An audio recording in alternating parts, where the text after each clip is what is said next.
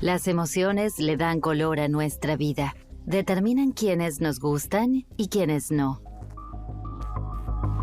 Las emociones son la clave para nuestro fuero íntimo. Influyen en nuestro comportamiento.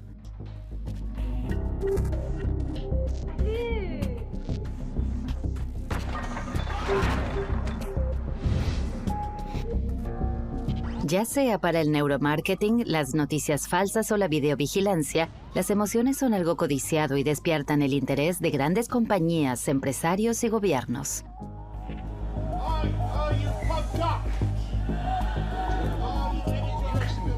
Decodificadas, creadas artificialmente o maltratadas a propósito, nuestras emociones se pueden manipular.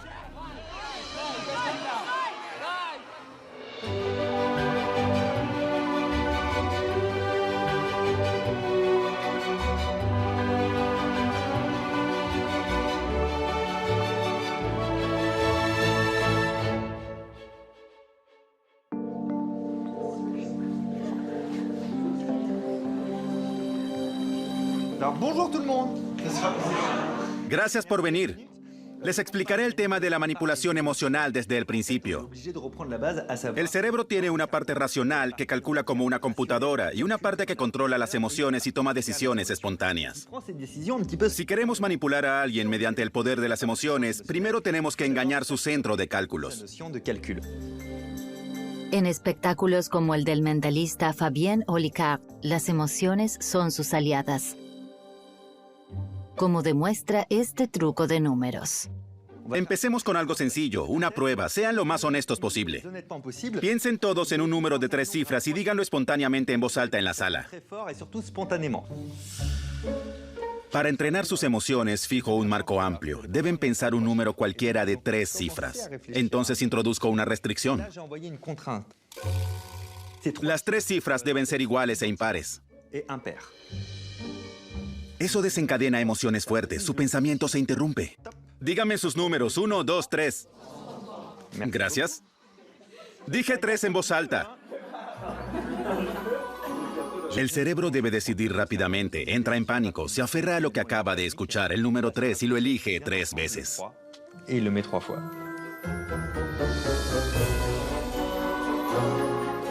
El truco pone nuestro cerebro bajo presión y así distorsiona nuestra decisión. Esta técnica de manipulación se usa a menudo en los trucos de magia.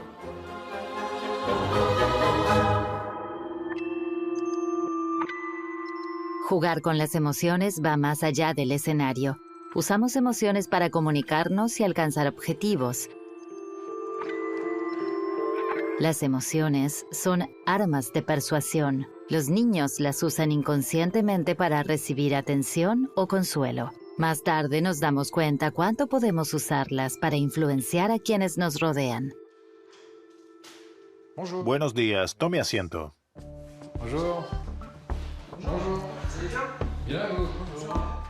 Los investigadores de psicología experimental muestran cómo en pocos minutos se puede lograr que la gente se sienta insegura. La prueba evalúa sus capacidades cognitivas. Es fácil de entender. Y se desarrolló para niños de 10 años. Varios sujetos de estudio deben armar un rompecabezas lo más rápidamente posible. La prueba se hace 3 veces, pero está manipulada.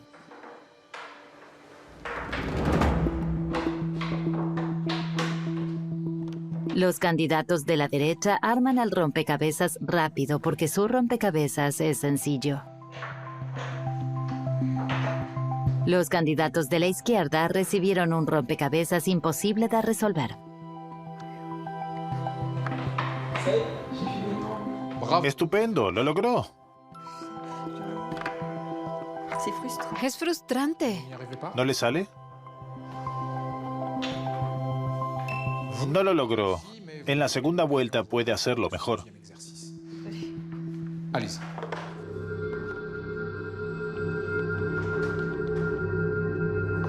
En el segundo intento tienen éxito los mismos candidatos. Por el contrario, los demás vuelven a fracasar y se sienten aún más estresados. Es imposible.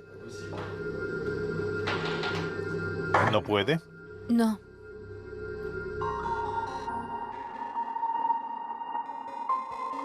Esas reacciones no sorprenden al psicólogo Benjamin Lubzinski. Lo que el experimento demuestra se llama indefensión aprendida. El sentimiento de fracaso se puede aprender. No me sale. Lo siento. Esto puede hacer que, en esas situaciones, sintamos vergüenza o hasta furia con nosotros mismos. Esos sentimientos causan estrés porque te dices que no puedes hacerlo. Y como no te sale, te vuelves a estresar la próxima vez. Y acabas en un círculo vicioso de fracaso. Empiecen. En el tercer intento, el rompecabezas no está manipulado. Todos los candidatos reciben la misma tarea bien sencilla. Los ganadores se muestran seguros, mientras a los demás los atormenta un miedo al fracaso cada vez mayor.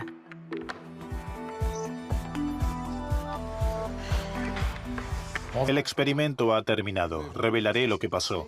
Los 2 primeros intentos que hicieron eran lisa y llanamente imposibles.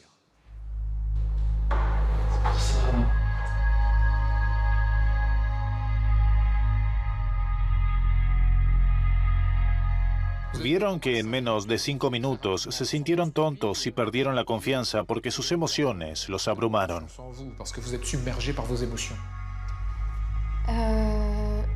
Me sentí desconcertada. Como usted dijo, me sentí un poco tonta. Se sintió humillada. Frustrada. Impotente. Uno deja de creer en sí mismo. Esa indefensión aprendida se parece a una depresión express. En vez de hacer lo que hay que hacer, te estresas tanto que te paralizas y estás tan abatido que casi no puedes sumar 2 más 2. Es como un mini burnout de corta duración. Los sujetos de estudio exitosos experimentan lo contrario, aumentan su autoestima, su concentración y su memoria, que también son importantes para estos experimentos. Esto va de la mano de un sentimiento general de confianza en uno mismo, que aumenta con cada ronda y posibilita el éxito.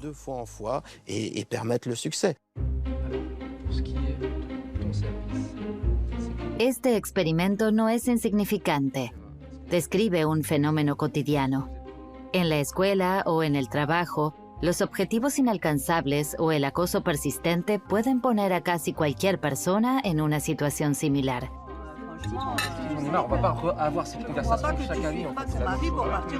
En muchas situaciones, las emociones nos dominan.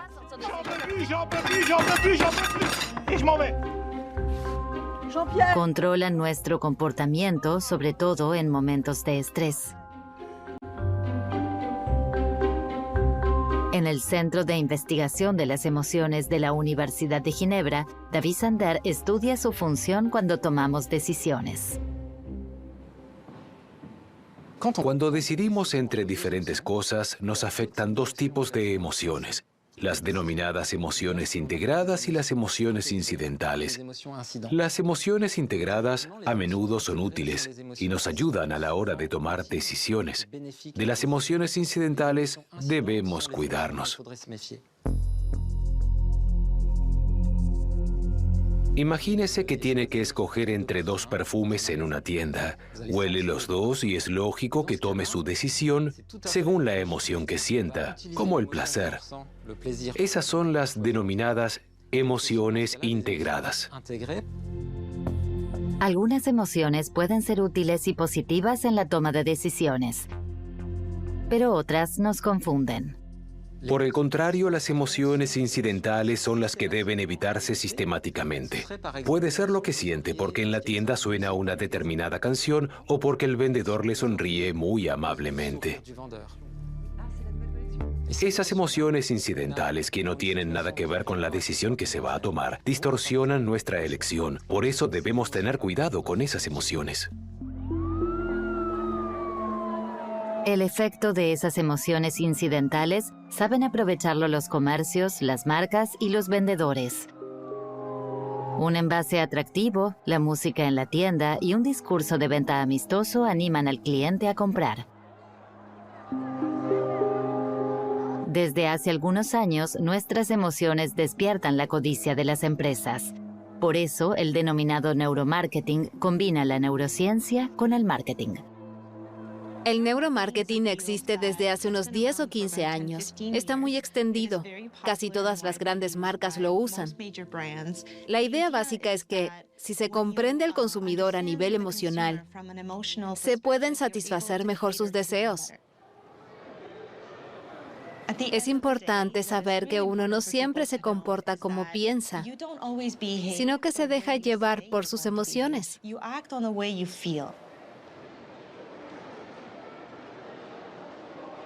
Diana Lucaci es especialista en neuromarketing.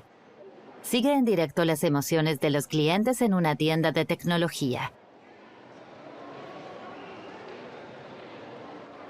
Estamos en un ámbito típico de venta minorista. Los productos compiten por nuestra atención. Hay áreas de artículos muy populares y en otras puede haber ofertas o descuentos especiales. Todo esto está diseñado para apelar a nuestras emociones y procurar que pasemos aquí el mayor tiempo posible.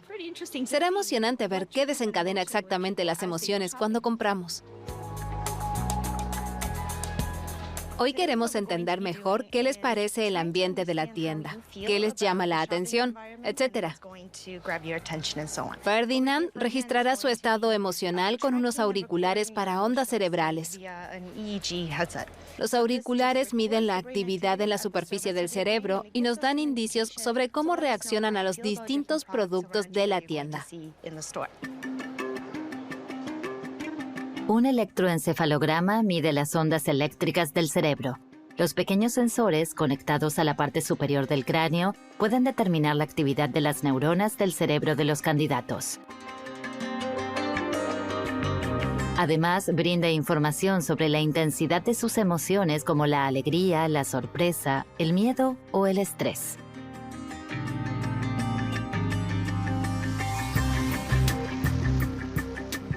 Además de las emociones principales, como el miedo y el placer, también medimos emociones más finas, como la motivación, la carga cognitiva y otras directamente relacionadas con el comportamiento. También se observa la conducta en la tienda de la candidata. Después de unos cuantos instantes, algo parece llamar su atención.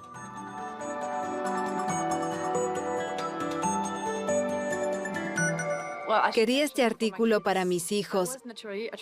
Este rincón me atrajo y ni siquiera me pregunté por qué. Hay muchas luces y colores. El resto de la tienda es más áspero y frío. Aquí es más cálido, más suave. Te incita a venir. El experimento demuestra que el entorno afectó emocionalmente la conducta de compra de la persona. Estos éxitos de ventas convierten el neuromarketing en una importante herramienta de las grandes empresas.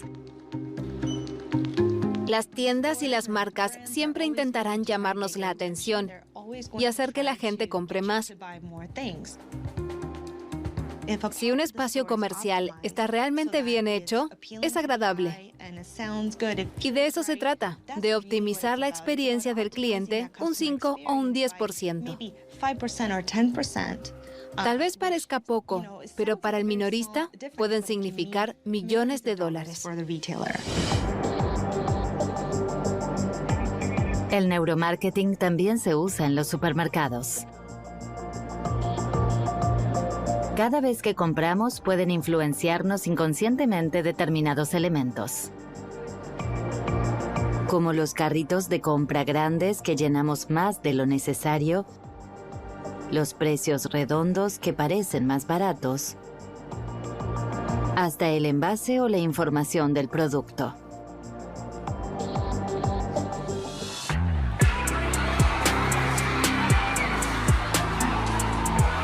Determinadas decisiones las tomamos contra nuestro entendimiento. Como demuestran las denominadas compras impulsivas, las emociones se manipulan de modo tal que decidimos sin pensar. En nuestra moderna sociedad de consumo, las empresas internacionales usan métodos científicos. Así pueden registrar nuestras emociones sin que nos demos cuenta.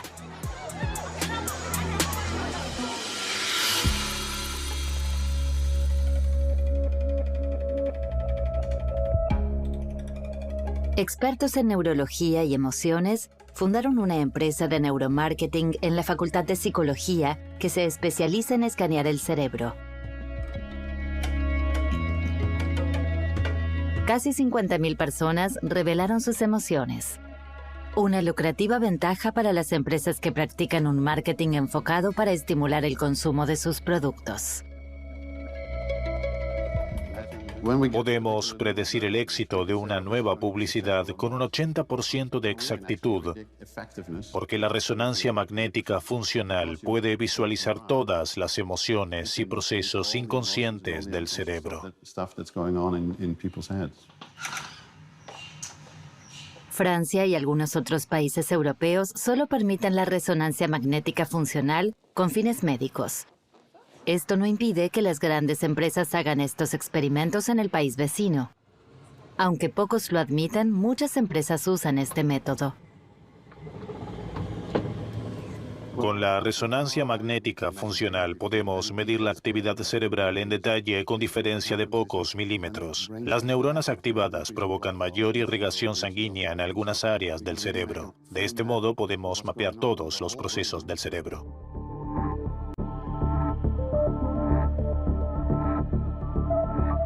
Durante la sesión de resonancia magnética funcional, el candidato ve un anuncio publicitario.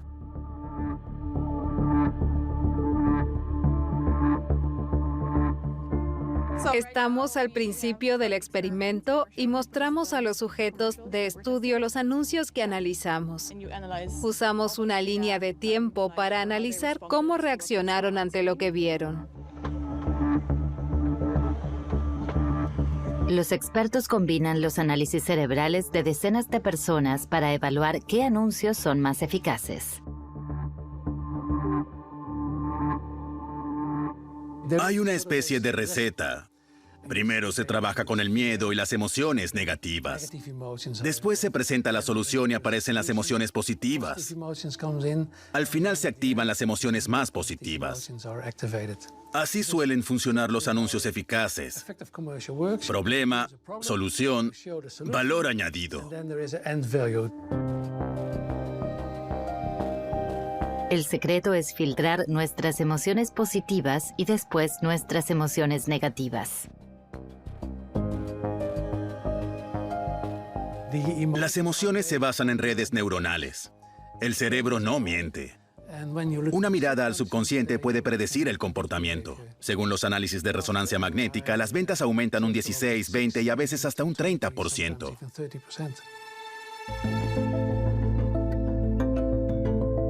Los especialistas en neuromarketing brindan indicios valiosos a los anunciantes para que produzcan spots eficaces. Hay muchos trucos dramatúrgicos que se usan desde hace mucho tiempo. Quienes hacen teatro conocen desde hace miles de años el efecto del miedo y la esperanza en el público. Alexis Michalik es actor y director, conoce el teatro y el cine. Sabe que lo importante es jugar con las emociones. Hay todo un arsenal de métodos para desencadenar determinados sentimientos en el público. La cuestión es cómo se quieren evocar exactamente esas emociones. La respuesta es mediante la compasión. El público solo se conmueve cuando siente empatía por los personajes. Si generamos empatía por nuestros héroes y después les pasa algo malo, nos entristecemos con ellos. Cuando les ocurre algo estupendo, nos alegramos por ellos.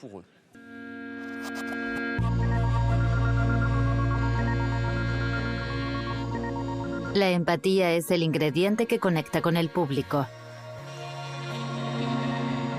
Las personas empáticas pueden sentir las emociones de los otros como si fueran propias.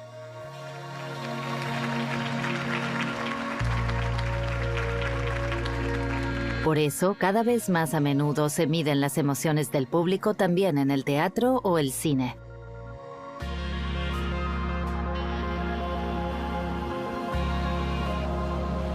Uno de esos experimentos se lleva a cabo en el Festival Internacional de Cine de Raindance.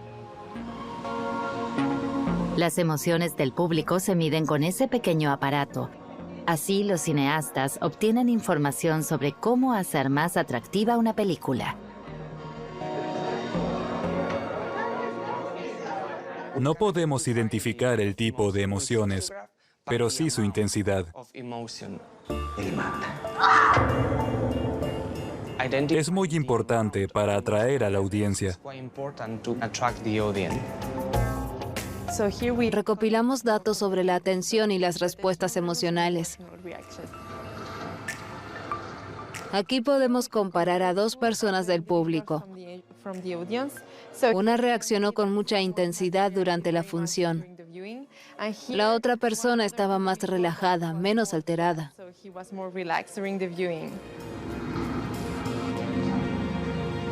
Podemos averiguar el impacto de la película y cuáles son los personajes que más gustan al público, qué escenas son mejores para la publicidad y también qué deberíamos editar para que la historia sea más eficaz y que el espectador se sumerja en ella. Esto me permite predecir la reacción de la gente ante la película. Todas las películas analizadas ganan premios.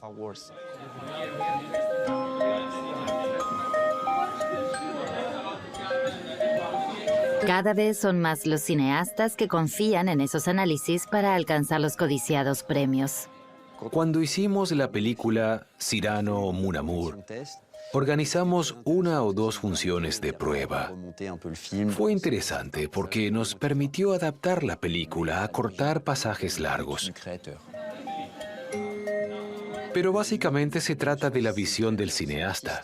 Las mediciones de las emociones solo pueden ser tan buenas como el artista y su historia. No existe un software para la historia perfecta. De lo contrario, alguien la habría escrito hace tiempo.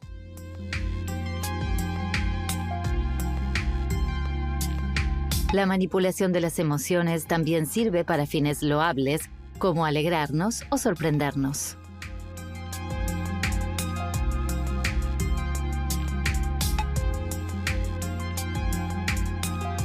Esas emociones básicas son fáciles de despertar, pero también hay emociones que solo se manifiestan en la interacción con los demás, las denominadas emociones sociales como la vergüenza, la culpa o la confianza. Las ciencias del comportamiento estudian cómo las emociones de una persona pueden influir al prójimo y afectar a un grupo.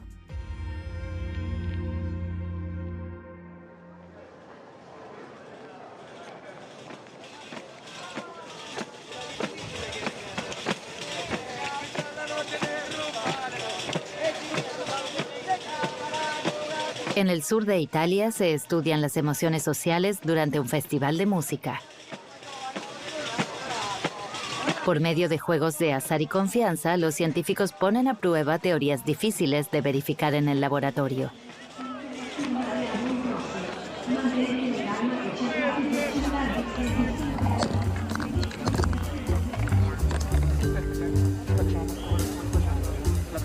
El economista conductual Giuseppe Atanasi dirige el experimento. Analizamos la influencia de determinadas emociones como el altruismo, la confianza en los demás y la culpa. Estas 3 emociones se relacionan entre sí. Le 3 emozioni sono legate tra di loro.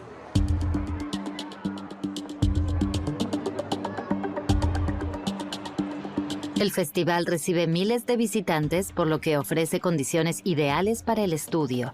En cada partida, 2 personas que no se conocen juegan por un pequeño premio.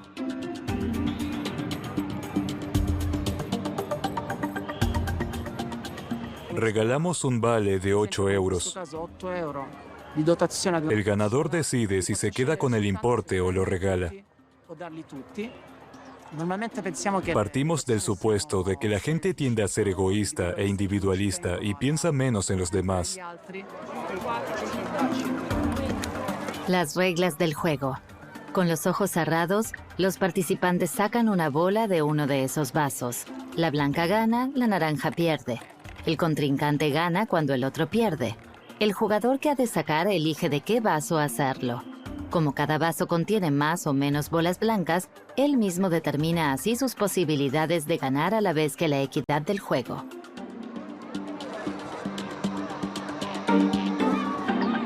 El juego se juega durante toda la noche. Se evalúa el comportamiento de los participantes. ¿Tienden a tomar decisiones egoístas o desinteresadas? Esta participante sopesa entre 4 vasos. Cuantas más bolas blancas, más posibilidades tiene. Su contrincante se iría entonces con las manos vacías, una decisión egoísta. Elegir el vaso con menos bolas blancas aumenta su riesgo de perder y de que, en cambio, gane el joven que no conoce. Esa sería la decisión altruista. Me gustaría conocer tu decisión.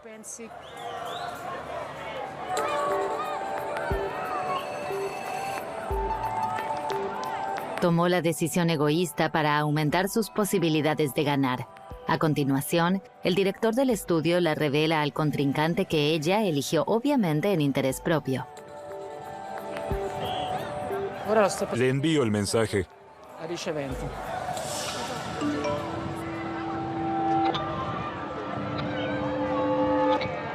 La situación se vuelve incómoda. La participante recibe la oportunidad de cambiar su decisión. Sentendosi in colpa per questo, Se sintió culpable y por eso cambió de opinión, una probabilità più aunque eso reduce sus posibilidades de ganar. partecipante. Nonostante il fatto Le manda una señal positiva directamente al otro concursante. vuole mostrargli Se dio cuenta de que él no confiaba en ella y quiso demostrarle que es una persona mejor y más altruista de lo que él cree. che lei sia. El sentimiento de culpa puede modificar nuestras decisiones en contra de lo previsto. A lo largo de la noche, casi 600 personas participan en el juego de los vales. La mayoría actúa de forma egoísta, pero un pequeño porcentaje toma decisiones altruistas. En comparación con nuestros experimentos de laboratorio, Abbiamo generato in laboratorio observamos que las personas un poco más generosas e si sentono sienten más culpa porque se un avergüenzan. sentimento che è quello di vergogna. Y la vergüenza nace porque sienten que son egoístas con el otro. Non essere altruisti.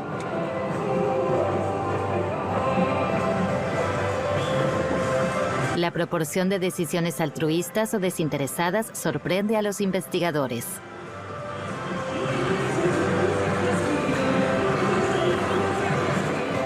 La gente que viene a este festival pasa por una gran variedad de emociones y experiencias que la hace actuar con generosidad. Potrebbe portarlo ad essere più generoso nei confronti degli altri. Forse La multitud, el ambiente festivo, in mezzo a tanta gente a ballare. la gente baila, canta y se divierte. L'idea è quella che Se presupone que los eventos culturales pueden ser una especie de motor para la generosidad. è generosità. Las emociones sirven como recurso para influenciar a un grupo o incluso a toda la sociedad. Pero estos sentimientos colectivos contagiosos no siempre son útiles. En el siglo XXI también sirven para formar opinión, por ejemplo, en campañas electorales.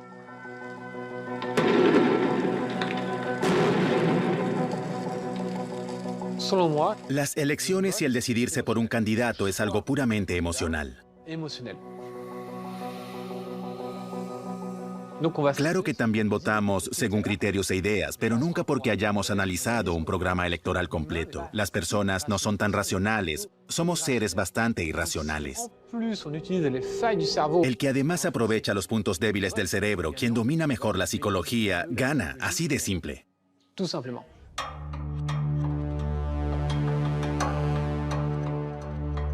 Las emociones siempre han sido una herramienta para formar opiniones. Las noticias falsas son un buen ejemplo. Viven de las emociones, sobre todo del miedo. El miedo es una de las emociones más fuertes, pero también hay otras emociones fuertes como el asco, el desprecio o las amenazas. Los terroristas, los racistas y otros extremistas usan esas emociones fuertes, así difunden sus mensajes y ganan adeptos a sus ideologías.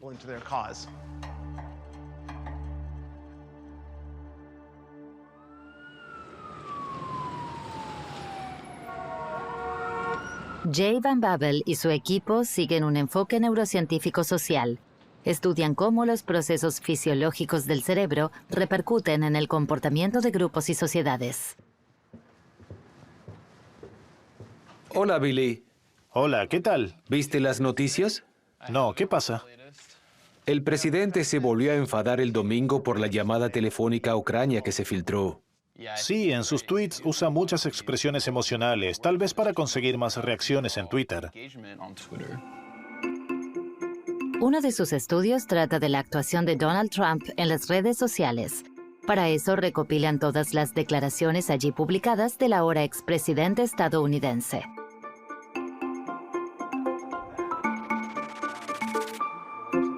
Después, revisan los textos en busca de un vocabulario emocional determinado. Para eso, se puede tomar un diccionario donde hay miles de palabras que se suelen emplear para expresar emociones. Palabras como terrorismo, matar, atacar o víctima pueden desencadenar la excitación emocional en las personas. En este diccionario científico se recogen más de 3.000 palabras de carga emocional. Comprobamos que los tweets que usan este tipo de lenguaje se comparten más y reciben más me gusta. En promedio, vemos que los tweets con lenguaje emocional se comparten un 20% más. Además de las declaraciones de políticos como Trump, los investigadores también analizan otros contenidos de las redes sociales. No solo se comparten muchísimos tweets políticos, también información falsa y distorsionada. Las noticias falsas se propagan deprisa. Un estudio a gran escala demuestra que las noticias falsas tienen más probabilidades de difusión que las reales. Aparentemente es porque las noticias falsas apelan a las emociones, han de provocar indignación, ira, tristeza o alegría. Ese contenido emocional ayuda a que se difundan. Las noticias falsas se difunden 6 veces más rápido en Internet que la información convencional. Casi todos nos hemos dejado engañar por ellas en algún momento. ¿Por qué nuestro cerebro se deja tomar el pelo como con esta noticia falsa que da la vuelta al mundo pocos días después de la investidura de Trump en 2017? This was the largest audience to ever witness an inauguration, period, both in person and around the globe. La prensa desmiente rápidamente esta afirmación del portavoz de la Casa Blanca y la refuta mediante tomas aéreas frente al Capitolio. Vemos cómo varía la cantidad de público.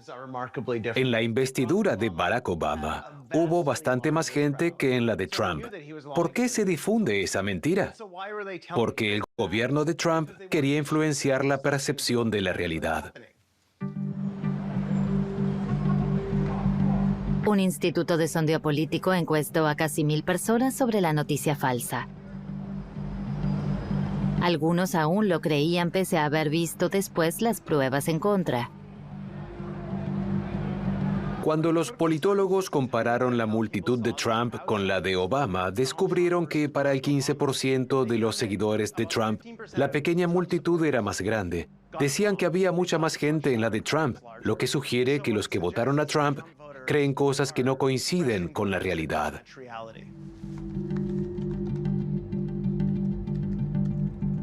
Para el psicólogo cognitivo hay una fuerte relación entre las emociones y la actitud política. Desarrollamos la teoría del cerebro parcial. Esta demuestra cómo se forman las identidades, los puntos de vista y por qué la gente cree en la desinformación, las mentiras y la propaganda. En su cerebro podría ocurrir lo siguiente. Si la asistencia de Trump parece menor, puede representar una verdadera amenaza y provocar una emoción negativa. Si se les muestran pruebas de lo contrario, se ven amenazados por su estatus y sentido de pertenencia.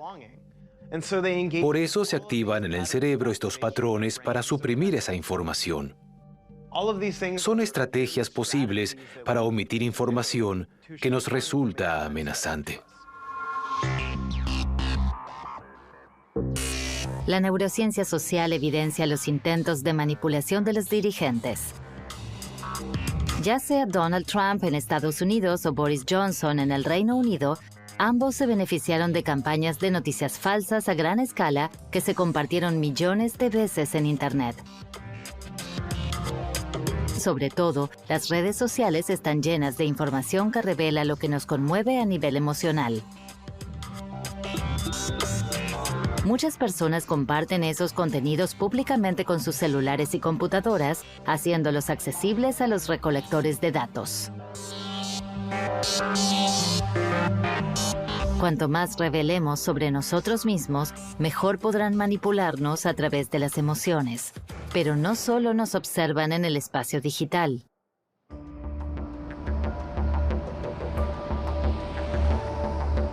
Cada vez se usa más la videovigilancia en lugares públicos, y aquí también exponemos las emociones.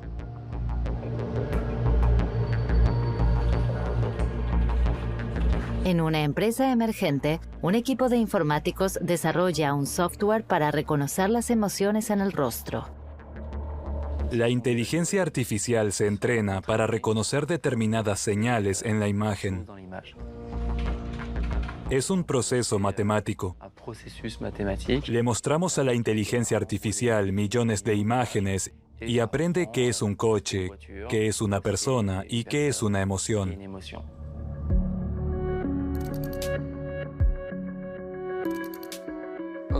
Ahora fingimos 3 emociones y probamos el software. ¿Puede intentar sonreír, por favor? Muy bien.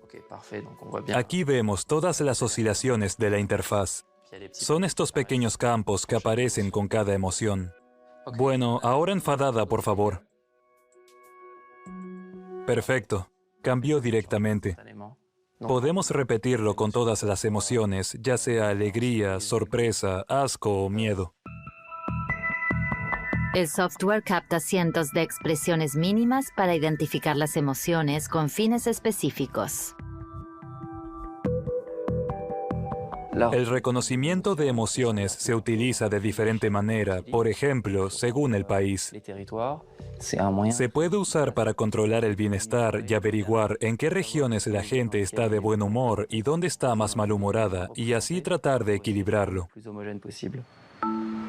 Así, por ejemplo, podrían reemplazarse los sondeos que preguntan sobre satisfacción. Se puede saber directamente si un medio de transporte público satisface a los ciudadanos, si una plaza, un café, un barrio les parece agradable. Esa es la visión que tenemos sobre la aplicación del software en las ciudades.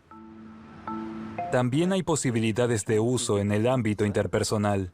Se podría usar en entrevistas de trabajo, por ejemplo. Se pueden analizar las emociones durante las respuestas, por supuesto, pero también se podría dar la información al candidato para que mejore su comportamiento en la entrevista y sepa con qué temas se siente cómodo o incómodo, para que pueda trabajar en su desempeño en las entrevistas laborales o en entrevistas en general. La tecnología plantea la cuestión ética. ¿Queremos ser emocionalmente transparentes en nuestra vida cotidiana? El avance tecnológico genera inquietud. Expertos como Romain Bouvet quieren usarla de todos modos, pero con ciertas condiciones. Se puede usar el reconocimiento de emociones en los aeropuertos. ¿Por qué no? Si pueden reconocer las emociones o prever emociones negativas, se puede intervenir en caso de peligro. en áreas de seguridad como las centrales nucleares o la aviación. ¿Por qué no? En el aeropuerto estamos al tanto de ello, pero en la calle no. Afuera, sin permiso, es sumamente problemático. Hay un país donde se usa el reconocimiento facial para la investigación penal, China. Se calcula que actualmente hay cientos de millones de cámaras de vigilancia en uso. Los datos alimentan un extenso sistema de control social. Hay muchas esperanzas depositadas en la tecnología de reconocimiento de nuestras emociones. Promete mejorar las condiciones de aprendizaje y trabajo, detectar trastornos mentales y simplificar nuestra convivencia. El uso que hagamos de la tecnología depende de cómo definamos las emociones como parte de nosotros. Nuestros sentimientos son íntimos. Es normal comunicarse con emociones. Cuando me enfado, mi interlocutor reacciona y adapta su comportamiento. Transmitimos sentimientos, los compartimos cuando queremos. Pero el seguimiento permanente de nuestras emociones es una forma de violación de nuestra psique. Es peligroso porque se trata de un límite que no hay que cruzar. En todas las formas de interacción humana, nos influimos mutuamente mediante las emociones. Pero hoy el progreso tecnológico nos brinda herramientas poderosas y peligrosas.